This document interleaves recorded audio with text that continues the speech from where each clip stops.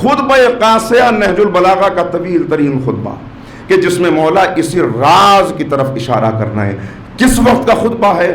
یہ خطبہ اس وقت کا ہے کہ مولا کی حکومت کا آخری دور ہے، آخری دور ہے کوفے کی زندگی کا، اور اس وقت قبیلوں کے جھگڑے ابھر آئے ہیں.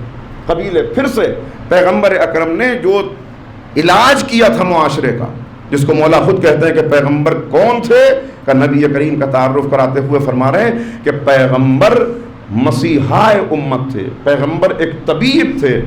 ایسے طبیب نہیں جو کہیں بیٹھ جائیں اور انتظار کریں کہ مریض آئے اپنا حال بتائے تو ہم اس کا علاج کریں، تشخیص کریں، بلکہ ایسے مریض جو ہر دروازے پر جا کے دستک دیتے تھے، ایسے طبیب جو دستک دے کے کہتے تھے ہے کوئی مریض، ہے کوئی علاج کرانے والا، کا وہ شخصیت تھی پیغمبر کی. تو یہ پیغمبر اکرم کا کمال تبلیغ تھا کہ نبی کریم نے اس معاشرے کو کہ جہاں بار بار روکا اور ٹوکا جا رہا ہو، ایسا معاشرہ کہ جہاں پیغمبر، جہاں قرآن اور احادیث آپ سامنے رکھیں تو اس انداز سے گفتگو ہو رہی ہو کہ خبردار نبی کی آواز پہ اپنی آواز کو بلند نہ کرنا.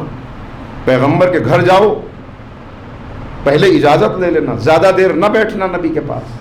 ایک دوسرے سے ملاقات کے لیے جاؤ تو دروازے سے جایا کرو، نوک کر کے اجازت لے کے، دیواریں کود کے نہ جایا کرو. مسجد میں جایا کرو، مسجد میں جایا کرو تو اپنے آپ کو ذرا پاک کر دیا کرو. ایسی چیزیں کھا کے نہ جایا کرو جس سے دوسرے پریشان ہوں.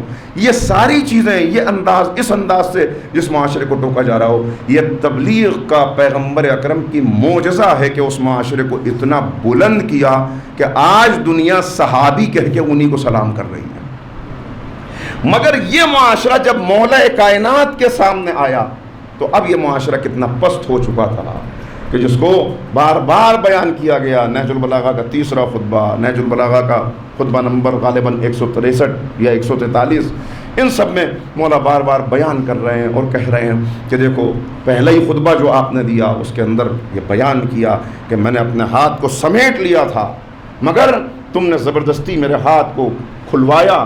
میں نے مٹھی بند کر لی تھی مگر تم نے مٹھی کو کھلوایا. میں نے کہہ دیا تھا کہ تم چلے جاؤ مگر تم اس کثرت سے میرے دروازے پر آئے کہ میرے جوتے پھٹ گئے، میری چادر گر گئی، میرے حسن و حسین کچل گئے، زخمی ہو گئے. اور اس وقت تم نے کہا کہ یا علی ہاتھ بڑھائیے تاکہ ہم بیعت کریں.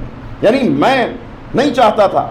اور پھر دوسرے موقع کے اوپر کہہ رہے ہیں کہ اگر اتمام حجت نہ ہو گیا ہوتا اور اللہ نے علماء سے یہ عہد نہ لیا ہوتا، سنیے گا جملہ، اللہ نے علماء سے یہ عہد نہ لیا ہوتا کہ وہ مظلوموں کو بھوکا اور ظالموں کو شکم سیر دیکھ کر خاموش نہیں بیٹھیں گے، تو میں نے ناقہ خلافت کی مہار اس کی گردن میں ڈال کے اس کو آگے بڑھا دیا ہوتا.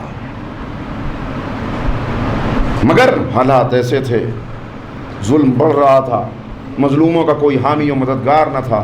تم اتنی کثرت سے میرے پاس آئے کہ تم نے اتمام حجت کر لیا. اب میرے پاس کوئی جواز نہ تھا کہ میں تمہاری قیادت نہ سنبھالتا، لہٰذا مجبوراً میں نے اس قیادت کو سنبھالا ہے. مگر اب یاد رکھو کہ جب میں نے قیادت کو سنبھال لیا تو میں تمہیں قرآن پہ چلا کے رہوں گا، میں تمہیں سنت رسول پہ چلا کے رہوں گا، اور میں ظالم سے مظلوم کا حق لے کے رہوں گا، چاہے اس کے حلق میں ہاتھ ڈال کے مظلوم کا حق کیوں نہ نکالنا.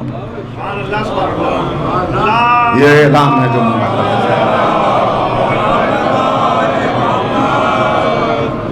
اگر آپ زیادہ گھبرا نہ گئے ہوں گفتگو سے تو ایک صلوات مل کے اور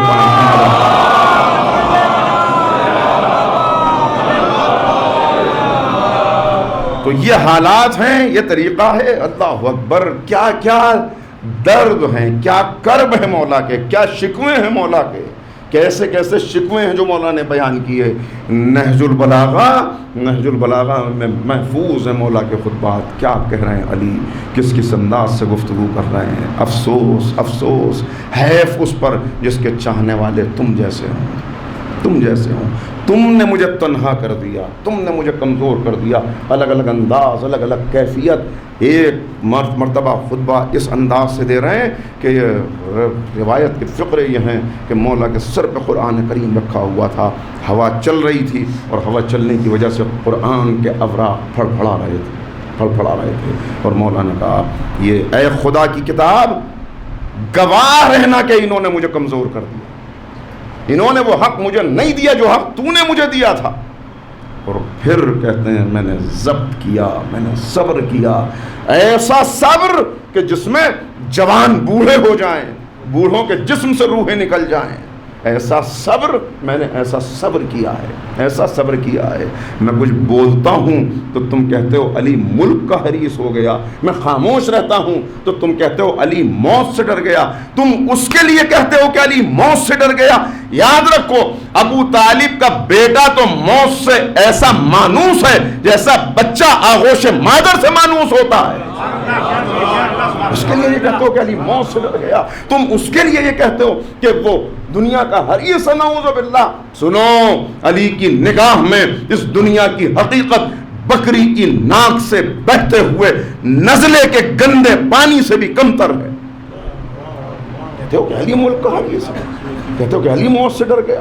یہ مولا کے نالے ہیں، یہ مولا کی چیخیں ہیں جسے نہج البلاغہ نے محفوظ کیا ہے.